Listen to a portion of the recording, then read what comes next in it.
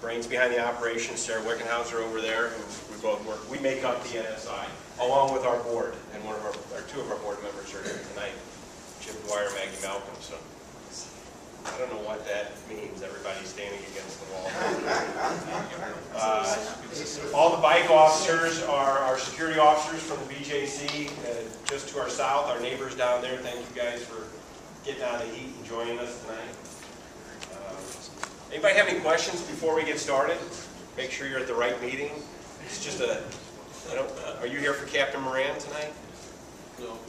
I just had him on the agenda, but we're going to start with our guest speaker right now. On our agenda, we have the Honorable Judge Paul O'Brien tonight, and Captain Moran usually gives a crime update. We can gloss over that. Crime is down, so that's good. We have Neil Miller with the Circuit Attorney's Office, who will also speak briefly about impact statements and when you go to court, your demeanor in court, and so forth. So,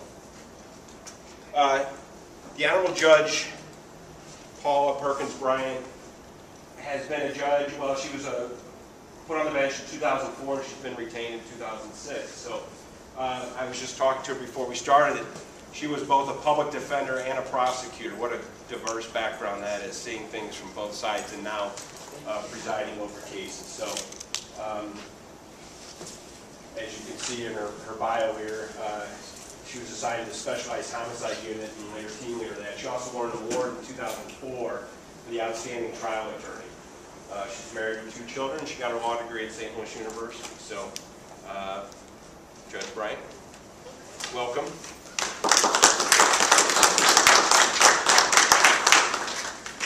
Well, hello everybody, and I'm honored to speak to the Central West End since this is my neighborhood too. So I basically want to just tell you a little bit about the court system, or we can do just a question and answer period, and I can answer any questions or concerns you may have. Which would you prefer? Question and answer? You have a question, ma'am? No, I don't. No one has a question how the court system works, basically? Well, basically, my assignment this year is Division 25. Division 25 in our circuit is the beginning of all felony cases in the city of St. Louis, basically. So my primary function is to, when the warrants are issued by either myself or one of the other judges, we set the bonds. I handle all the preliminary hearings, all the grand jury indictments, and all the arraignments in the city. I also handle bond reductions. And what I wanted to tell you guys is that when we hear from citizens in the neighborhood, it makes a difference. Because if we know exactly that this particular person, although they're presumed innocent until proven guilty, yet they have been a particular nuisance in a particular area, the Circuit Attorney's Office will bring me an order of protection. I will sign that, and that helps us prevent the alleged defendant from returning to this particular area. One of the other things that I have employed as Division 25 judge is that when I reduce a bond and let someone out on bond, instead of them just being out there awaiting trial, I have developed a pre-trial supervision program. So the defendants are the people who have been charged with a crime. I either have them on a GPS system where my probation officer, which I work with 2 private companies, can follow their every movement. If I have zones that I can set up so that they cannot go in certain zones of the city. For my domestic unit or domestic violence offenders, we've developed a program that we're working with the St. Louis Police Department. I don't think we have it on board yet, but it's called basically Safe Zone, where we give the victim a beeper or a cell phone that goes off when the offender is in the perimeter and also calls the police. We're trying to get that online. So those are some of the things that I have employed as Division 25 judge, and I think that it gives the community a certain layer of protection. It also lets the offender know, or the alleged offender know, that we're following you. We know what you're doing, so you better not do anything that we don't like. I also set curfews for my offenders that are between the ages of 17 to 29 or 30, depending on their age. They have a curfew. I do drug testing, so they have to remain clean. If they violate any of those conditions, then I yank them off their bond. Any questions? Yes, ma'am. What is a GPS system?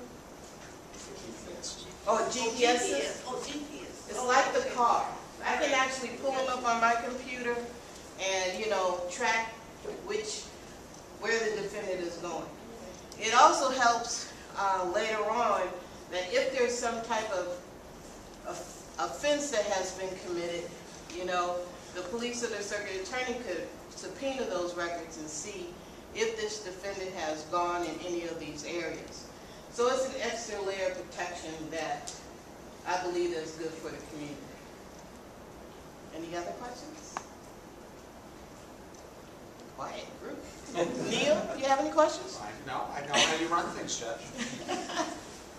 Mr. Owens? Judge, just a question. This past week in Florissant, a Florissant police officer shot and wounded by a burglary suspect. And the officer may be paralyzed, we're not sure. But the defendant and the alleged perpetrator, as you like to call him, is a young man who was sentenced to 7 years in prison in the fall of 2010. Clearly, he's out of prison. He's out shooting cops. What's the tension between your office, his office, and the defenders when it comes to a case like that? And clearly, you've got a guy who was given shot time after his third or fourth Is burglary. that what he was given? Yeah, he was given a shot sentence after his third or fourth arrest for burglary. And was this the city or the county? It was a Florissant police officer. So it's a county? No, the judge, I think, is asking. The original. Was he on probation in the city? Or I don't recall. It was I the don't county. recall. It was in It was the Clayton. county? And, Was this the abandoned guy? Okay, so it was a county case. Yeah. But I think the tension is the same between in the system. How do you how can you justify that sort of thing for the bench? I guess not just for you. Well, I'm not sure what this guy's prior history was and why he got the sentence he did. I can't speak for the judges in the county because I don't know what was their reasoning when they do that. However, you try to employ as many safeguards as you can. The problem is, too, you can't lock people up forever. Some people you can, but on certain crimes, they're going to get out. So you try to stop that behavior or curb that behavior some kind of way. And sometimes you're successful and sometimes you're not. I can't really speak for the county because I'm not familiar with this particular defendant or how they work in their jurisdiction. Yes, ma'am. There was a counterfeiting case here in Central West End, and so I was just wondering, does that typically involve drugs when there's counterfeiting? Or somebody, that's just traveling through the city and Those passing off? not necessarily.